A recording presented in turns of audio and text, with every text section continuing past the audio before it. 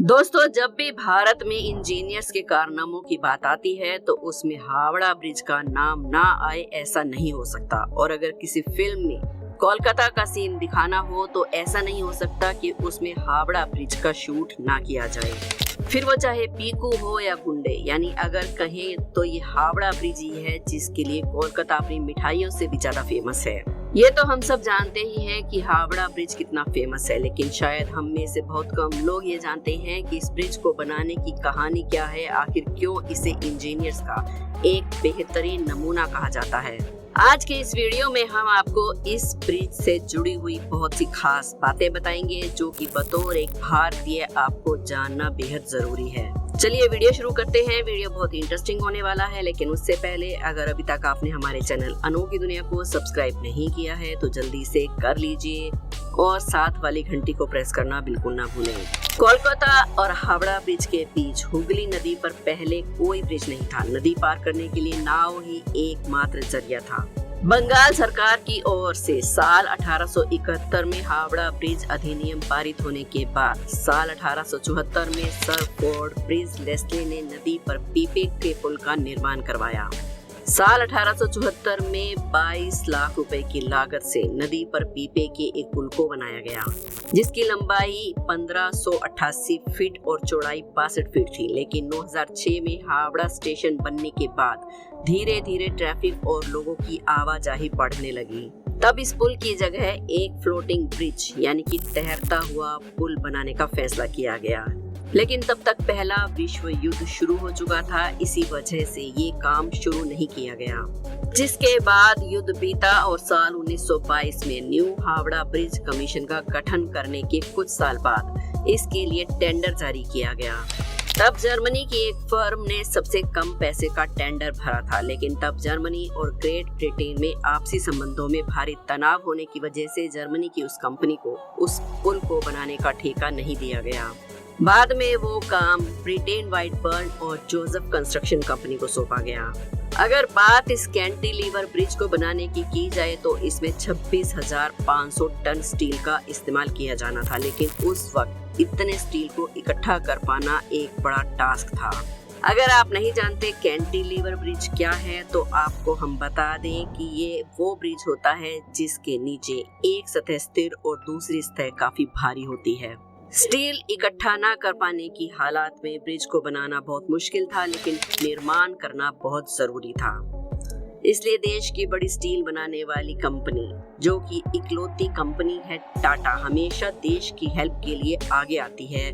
उस समय भी वही कंपनी आगे आई और उसी ने इस ब्रिज को बनाने के लिए स्टील प्रोवाइड किया।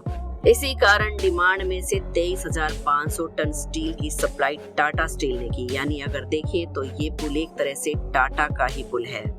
स्टील मिलने के बाद हावड़ा ब्रिज का डिजाइन तैयार किया गया, क्योंकि यहाँ अंग्रेजों की एक शर्त थी कि ब्रिज चाहे जैसे भी बने, लेकिन ब्रिज के नीचे कोई भी पोल नहीं होना चाहिए, ताकि ब्रिज के नीचे से निकलने वाली बोट्स को कोई दिक्कत ना हो। इसलिए जब हावड़ा ब्रिज का डिजाइन तैयार किया गया तो उसमें सिर्फ 4 खंबे ही बनाने की बात हुई, जो दोनों सिरों पर लगने वाले थे। जिसका मतलब ये है कि पुल के बीच में कोई भी खंबा नहीं है, ना ही पुल को तारों से लटकाया गया है। पूरा ब्रिज महज नदी के 2 किनारों पर बने 280 फीट ऊंचे 2 पायों पर टिका हुआ है। इसके दोनों खंभों के बीच की दूरी 1,500 फीट है। नदी में कोई भी पोल नहीं है, जो कि अपने आप में एक अजूबा है कि कैसे बिना खंभों के ही पुल करीब 1 सदी से खड़ा है। इसके साथ ही साथ हैरान कर देने वाली बात यह है कि पुल के निर्माण में स्टील की प्लेट्स को जोड़ने के लिए नट बोल्ट की बजाय धातु से बने हुए कीलों का इस्तेमाल किया गया है, यानी कि रिवेट्स का इस्तेमाल किया गया है। खैर जो भी हो, लेकिन पुल तैयार हो गया। तैयार होने के बाद ये दुनिया में अपनी तरह का तीसरा सबसे लंबा ब्रिज बना। हावड़ा ब्रिज दुनिया का एकमात्र ऐसा ब्रिज है जिसका आज तक भी उद्घाटन नहीं हो पाया है। दरअसल जब ये ब्रिज बनकर तैयार हुआ उस समय द्वितीय विश्व युद्ध पूरे शबाब पर था। चारों तरफ तबाही का मंजर था, हजारों लोग मारे जा चुके थे। इसलिए तय किया गया कि इसके उद्घाटन के मौके पर कोई धूमधाम नहीं होगी। द्वितीय विश्व युद्ध के दौरान जापानी सेना ने इस ब्रिज को नष्ट करने के लिए भारी बमबारी भी की थी, लेकिन संयोग से ब्रिज को कोई नुकसान नहीं पहुंचा।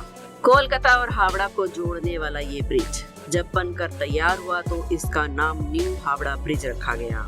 लेकिन बहुत कम लोग ये बात जानते हैं कि 14 जून 1965 को गुरु रविंद्रनाथ टैगोर के नाम पर इसका नाम रविंद्र सेतु कर दिया गया। लेकिन लोग आज भी इसे हावड़ा ब्रिज के नाम से ही जानते हैं। सबसे ज्यादा रोचक बात तो ये है कि आज इससे रोजाना लगभग 1.25 लाख गाड़ियां और 5 लाख से ज्यादा पैदल यात्री गुजरते हैं। लेकिन अगर शुरुआती समय की बात करें तो ब्रिज बनने के बाद इस पर पहली बार एक ट्रैम गुजरी थी, लेकिन बाद में ट्रैफिक बढ़ने की वजह से इस ब्रिज से ट्रैम के गुजरने पर बैन लगा दिया गया। एक और बात इस ब्रिज के बारे में बहुत ही रोचक है। कहा जाता है कि ब्रिज दोपहर 12 बजे और रात के 12 बजे बंद कर दिया जाता है। इसके पीछे का कारण ये बताया जाता है कि हावड़ा ब्रिज के इंजीनियर्स ने इस पुल को बनाने के बाद कहा था कि ये पुल अगर कभी गिरेगा तो 12 बजे ही गिरेगा। लेकिन उन्होंने ये नहीं बताया कि 12 बजे दिन के या 12 बजे रात के। इसलिए हर दिन दोपहर 12 बजे और रात के 12 बजे इस पुल को बंद कर दिया जाता है। लेकिन कई लोग इस बात को पूरी तरह से नहीं मानते। हाँ, पर इस पुल को 2 बार बंद कर देना अपने आप में ही बड़ी हैरान कर देने वाली बात जरूर है। इसके अलावा एक बात और जो इस पुल के बारे में कही जाती है वो ये कि ऐसा माना जाता है हावड़ा ब्रिज की कोई चाबी है जिसे ब्रिटिश कंपनी ने भारत को अभी तक नहीं दिया है। अब ये चाबी क्या थी, इसे सुनकर आप चौंक सकते हैं। कहा जाता है कि पुराने जमाने में इस चाबी से इस ब्रिज को बीच में से खोल दिया जाता था जब समुद्र में से किसी बड़े जहाज की आवाजाही होती थी। यानी कि अगर किसी बड़े जहाज को गुजरना हो और पुल बीच में अड़े तो इस पुल को बीच से खोल दिया जाता था। अगर हम इस ब्रिज को ब्रिज गेट कहें तो भी ये कहना गलत नहीं होगा, लेकिन इस बात की कोई भी आधिकारिक पुष्टि नहीं हुई है। हालांकि स्थिति की बात करें तो इंजीनियर्स का कहना है कि हावड़ा ब्रिज के खंभों को अब जंग लगने लगा है और इस जंग की वजह है पान। इस पुल से रोजाना लाखों लोग पान चबाते हुए गुजरते हैं और थूकते हुए निकल जाते हैं। इंजीनियर्स बताते हैं कि जिन खंभों पर ये पुल टिका है उनमें से कुछ के आधार की मोटाई पिछले 3 साल में आधी रह गई है। अब इस बात से आप समझ सकते हैं कि पान चबाने और थूकने की वजह से इतना बड़ा पुल अपने आप को ही खा रहा है। इसके अलावा 2005 में नदी से गुजरते हुए एक कार्गो शिप इस पुल के बीच में फंस जाने की वजह से भी इस पुल को काफी हद तक नुकसान पहुंचा था। इंसान तो इंसान, पक्षियों द्वारा हावड़ा ब्रिज पर की जाने वाली गंदगी से कोलकाता पोर्ट ट्रस्ट काफी परेशान है, क्योंकि इससे ब्रिज को केमिकल लॉस हो रहा है। इसलिए ट्रस्ट को हर साल ब्रिज से पक्षियों की गंदगी को हटाने के लिए 5 लाख का कॉन्ट्रैक्ट देना होता है। इस पूरे ब्रिज को पेंट करने के लिए 26,500 लीटर पेंट की खपत होती है, जिसमें लगभग 65 लाख रुपए का खर्चा आता है। 2006 की शुरुआत में ही इसकी मुरम्मत कराई गई थी, जिसमें 8 टन स्टील की खपत हुई थी। इस पूरी प्रक्रिया में 50 लाख रुपए खर्च हुए थे। इसके अलावा भी ये ब्रिज भारत के इतिहास और खास तौर पर कोलकाता के इतिहास का एक बड़ा हिस्सा रहा है। लेकिन हम इंसान हर चीज को बर्बाद करने की क्षमता रखते हैं, फिर वो चाहे प्राकृतिक हो या फिर हमारी खुद की बनाई हुई चीजें ही क्यों ना हो। जी हाँ, ये सार्केज्म नहीं है, हम सच कह रहे हैं। हम खुद ही अपने बनाए हुए इस पुल को बर्बाद कर रहे हैं। इसीलिए ये हमारी जिम्मेदारी बनती है कि हम अपनी ऐसी धरोहरों को बचा कर रखें। बाकी आपको हावड़ा ब्रिज के बारे में कुछ और ज्यादा मालूमात है तो हमें कमेंट्स में जरूर बताएं। आपका फीडबैक हमारे लिए बहुत इम्पोर्टेंट है, हमें आपके कमेंट्स का इंतजार रहता है।